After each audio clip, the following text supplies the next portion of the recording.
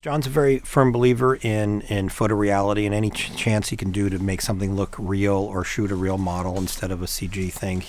That's his sensibility. I think it's also easier to determine or say what was working, what's not working. I think that's his style and what he likes and what he admires. He responds to something that looks photorealistic. So we decided early on that.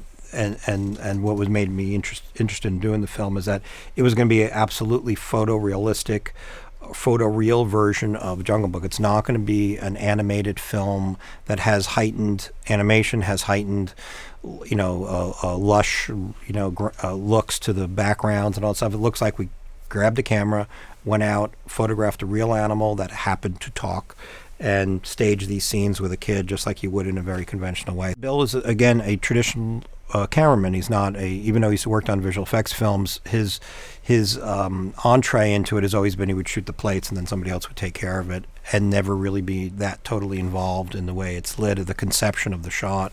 And when I first was introduced to Bill, we brought him over and I showed him how one shoots a virtual camera scene. You pick up a camera, you change lenses, you tell the operator, I want to put me on a dolly, I want to go from point A to point B, and you start doing shots, and very quickly you could rack up 5, 6, 7, 8 shots, which are long dailies, and then we have an editor standing by and could cut it together and say, well, here's the scene that you just imagined that you were able to see back to you in that time.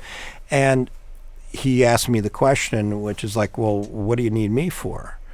And it's like, well, we need you for your 30, 40 years experience of picking up a camera, determining what's the best angle to tell this particular story. All those things, everything that you've ever learned is what we want, not mechanically can you use this equipment. It's the opposite. It's your years of experience as a DP. We lit them as a cameraman would light them, not as a CG artist would light them, but as a cameraman.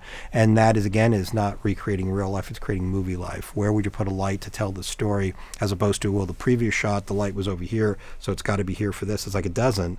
It only wants to be there if it tells that story properly or looks the best or any of those things. It's basically infusing cinematography into the visual effects process, because people who are doing it don't have Bill Pope's 30 years of experience or my experiences or whatever else. So we were trying to make sure that every step of the way it was always as if Bill could have shot it himself outside in the jungle with all the animals and all the stuff that informs how you frame and how you stage and how you light and all that stuff. Just so everybody knows the story, who's ever watching this, that years ago when I did Apollo 13 and we thought it was going to do well, we lost to a talking pig.